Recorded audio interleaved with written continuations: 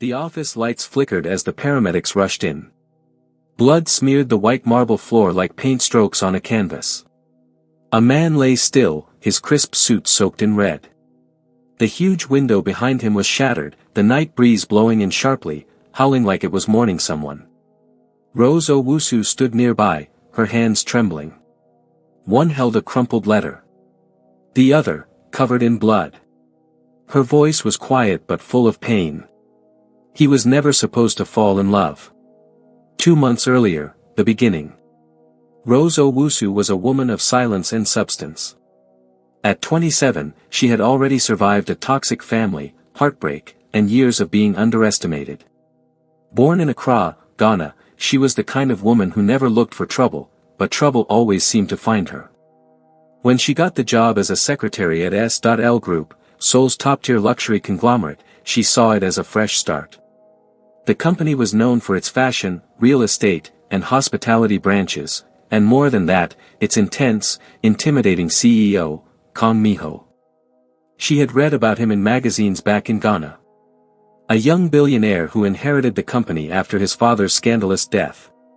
Handsome, heartless, and arrogant. He wasn't the kind of man she cared for. Still, when she arrived in Korea, she stayed in her lane. No gossip. No flirting. Just focus. Rose wore simple outfits. Tucked-in shirts. Small earrings. She never raised her voice, never got involved in office politics. But her mind? Sharp. Organized. Deadly efficient. Her reports were always early, her memos flawless, her voice notes crisp. The only thing that made her stand out was her beauty, rich brown skin, deep almond eyes, and naturally full lips that rarely smiled. The staff whispered about her, but no one dared mess with her. She carried herself like royalty from a forgotten palace. But Kong Mi-ho noticed. At first, he thought she was boring. Then he started noticing how fast she solved problems no one else could. The way her eyes narrowed at sloppy work. The way her perfume lingered softly after she left a room. Still, he was Mi-ho. Reckless. Cold. Addicted to thrills. That's when the bet was born. One night, during a private yacht party on the Han River, Mi-ho and his spoiled billionaire friends drank champagne and talked trash, as usual. Mi-ho, you've dated K-pop idols, models, even that French ambassador's daughter, one friend said, swirling his glass. You need a real challenge. Another one laughed. What about the new African secretary? Rose, is it? Mi-ho scoffed. That quiet girl? Exactly. I bet you can't get her to date you in 2 weeks. Mi-ho leaned back lazily. What's in it for me? If you pull it off, they grinned, we'll give you the Bechtech deal without negotiation. That's $12 million guaranteed. He smirked. Deal. And just like that, a game began. The next morning, Rose noticed a fresh latte on her desk. Then a bouquet of white lilies. Then a handwritten note that said, I admire your quiet strength, KM. She frowned but said nothing. He began stopping by her desk, asking questions he already knew the answers to. Smiling. Waiting. One day, he leaned down during a briefing and whispered, You smell like rain on warm soil. She turned her head slowly. Her voice was calm. And you smell like someone who mistakes curiosity for permission. He blinked. She turned back to her laptop. Mi-ho should have walked away then. But instead, he smiled. For the first time in years, someone pushed back. What he didn't know was, Rose had already heard about the bet. She found out the very night it was made, because her neighbor in Seoul happened to be the waitress serving that yacht party. Small world. But Rose didn't react. She simply adjusted her lipstick, sharpened her mind, and whispered to herself, Let's play, CEO. They laughed behind her back. The African secretary who barely talked. The one who didn't go out for lunch with the other staff. The one who said no without raising her voice. But Rose Owusu had learned long ago that silence was a weapon. And when wielded right, it cut deeper than a scream. For the next week, Miho kept showing up at her desk with casual excuses. Need your eyes on this file. Any plans for the weekend? Mind helping me book a restaurant? He was charming. Too charming. Most women would have melted. But Rose? She responded with straight, emotionless professionalism. Noted, sir. I don't mix work with my weekends. The reservations have been made. Enjoy. She never blushed. Never giggled. Never played into it. And it bothered him. Because he was used to easy attention. He was used to women losing their minds over his attention. And suddenly, this dark-skinned beauty from Ghana was the only one who didn't treat him like a god. He couldn't stop thinking about her. But what he didn't know was that Rose was already flipping the board. Flashback, a week earlier. That night after she found out about the bet, Rose didn't cry. She didn't storm out. She researched him. She read old business reports, gossip sites, even old family scandals. She found out Miho's mother left when he was 10. She found out about the DUI in college. She found out his therapist resigned without notice. She also found out something no one else seemed to know: Miho was deeply lonely. Yes, he had money. Status. Fame. But people didn't see him. They used him. The girls wanted his power. His friends wanted his deals. And he wore his bad boy mask so tightly that even he had forgotten what he looked like underneath. So Rose made a decision. She would make him fall for her. But she would never fall for him. The next day, she started making tiny changes. When he walked in late with a hangover, she placed mint tea on his desk, quietly, without a note. When his shirt collar was folded awkwardly before a board meeting, she walked up with no smile and said, "Fix it. You represent us." Miho stared at her, startled. Then smoothed his collar like a schoolboy. The entire room went silent. People started watching them closely. One in turn whispered to another, "Why does the CEO look humbled?" And when he invited her to dinner, trying to escalate the bet, Rose agreed. But she chose the restaurant. She chose the time. She even ordered for both of them. "You seem like the type who orders steak but eats half," she said casually. "So I got you salmon." "You're welcome." Miho blinked. He didn't know whether to be annoyed or impressed. "You're different," he said, sipping the wine she picked. "Most women." "I'm not most women, Miho." She didn't call him sir that night. He stared at her across the table. Her skin glowing under the candlelight. Her braids tucked into a neat bun. Her lips forming calm sentences, each one carefully chosen. He leaned in and asked, "Why did you really come to Korea, Rose?" There was a flicker in her eyes, one he didn't catch fully. "To breathe," she said. Ghana started to feel like a room with no windows. He wanted to ask more. He wanted to know everything.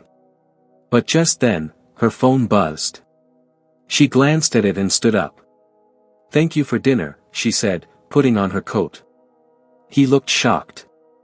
"That's it?" "Yes." "No coffee?" "No." "Another night?" "We'll see."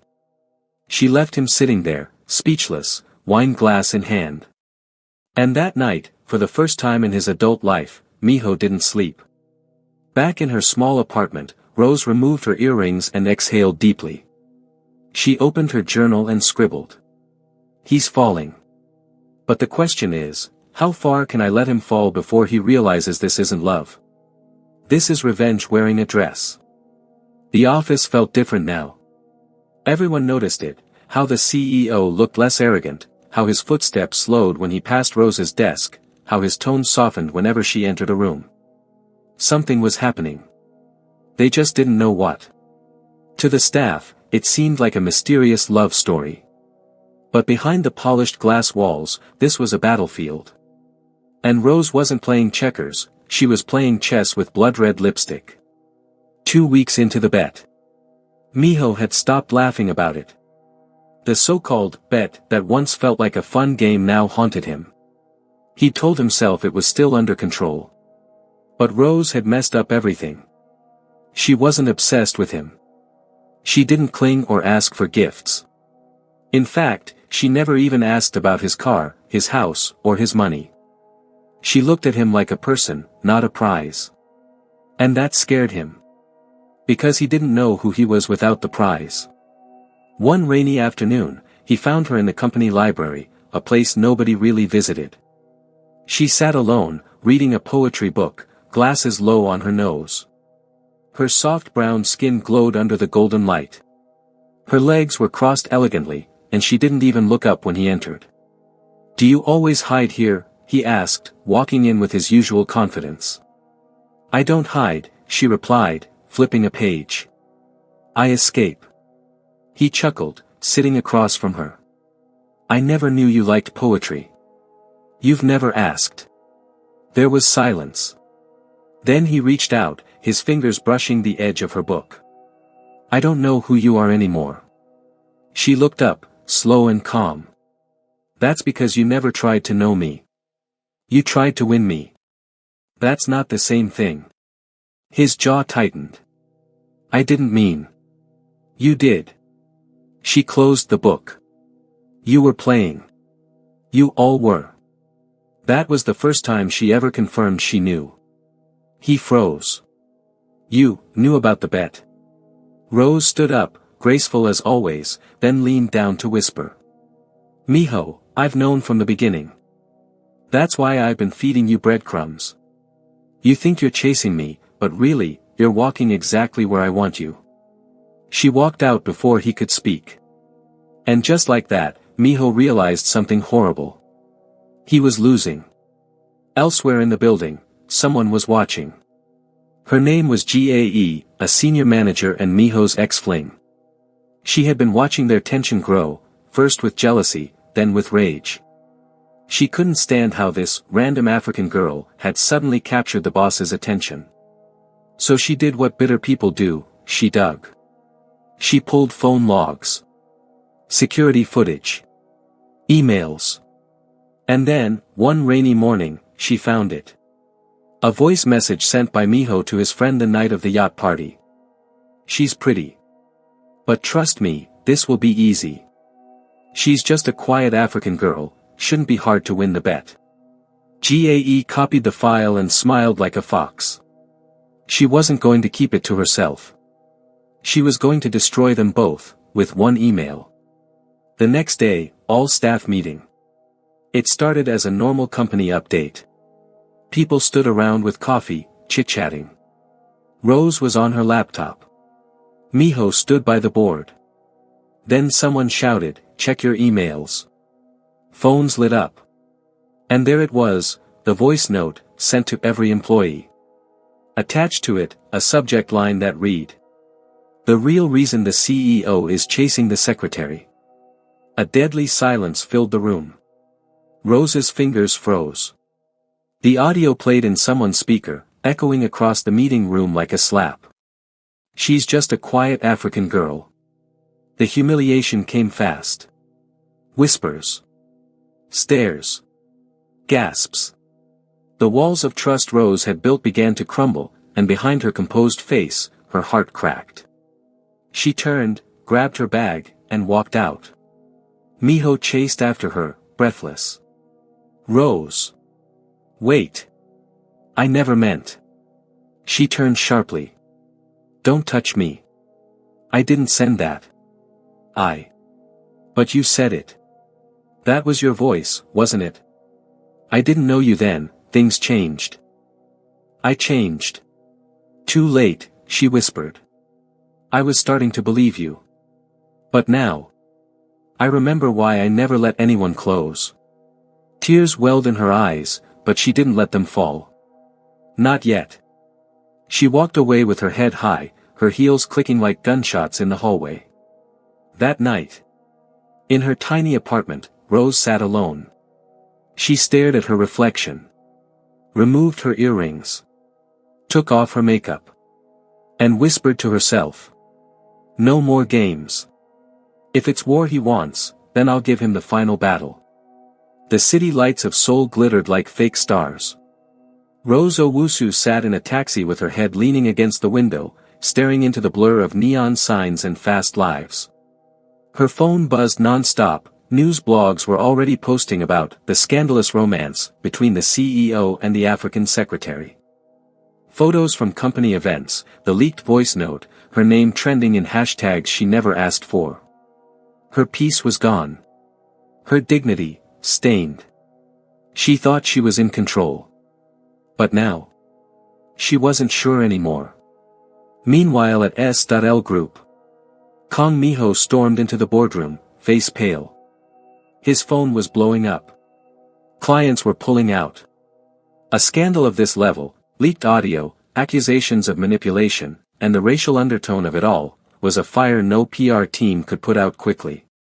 His father's old enemies were circling like vultures. Fix this, he roared at the IT team. We're trying, sir, the head replied. But someone leaked it through an internal login, most likely, a staff member. Miho's jaw clenched. His eyes darkened. He knew who. GAE. She had always wanted control. And she had the perfect motive, jealousy. She wanted to destroy Rose, but instead, she just might bring the whole company down.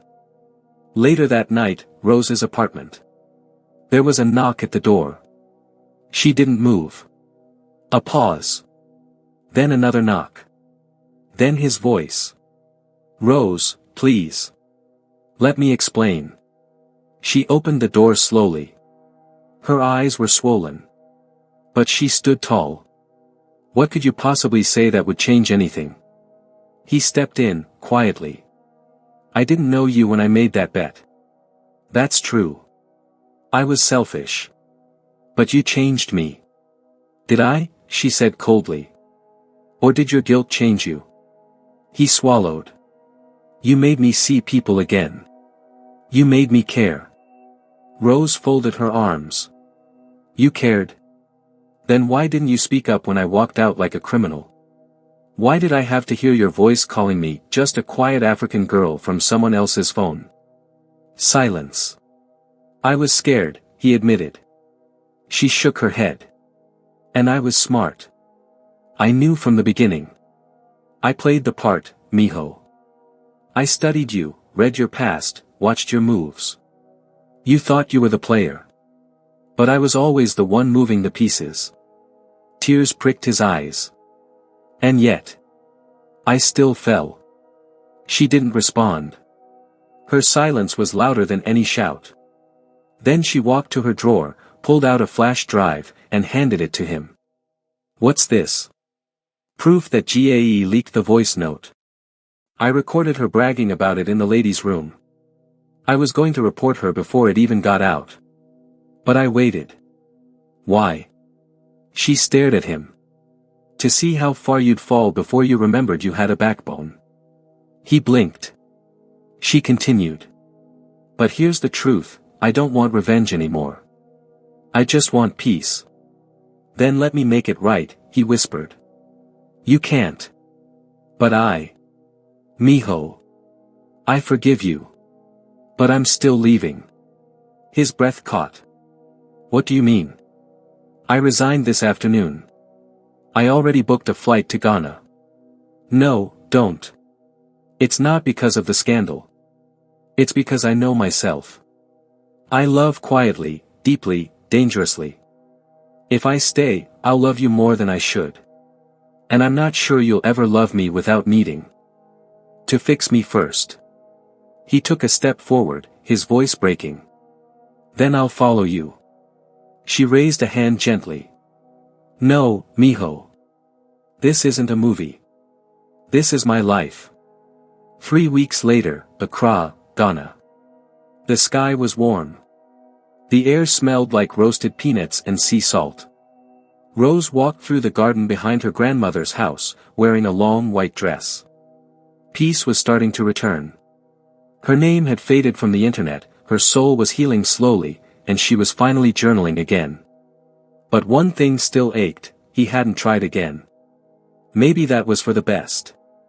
But just then, a car pulled up at the gate. Her heart skipped. It couldn't be. The gate opened, and there he was. Kang Mi-ho. Standing in the Ghanaian heat, sweating, holding a bouquet of sunflowers. No suits. Just a simple white shirt and jeans. "Rose," he said, breathless. She stared, stunned. "How did you find me?" "I didn't stop looking." "You left your company." "I left everything." "You were right. I didn't just need fixing, I needed to rebuild. And I wanted to rebuild somewhere, where people don't pretend to love." She blinked, unsure what to believe. "I'm not here to beg," he added. "I'm here to build. With you. If you'll let me." She stood still for a moment. Then walked up to him. Took the flowers. Took his hand. And whispered, "You better know how to cook jollof."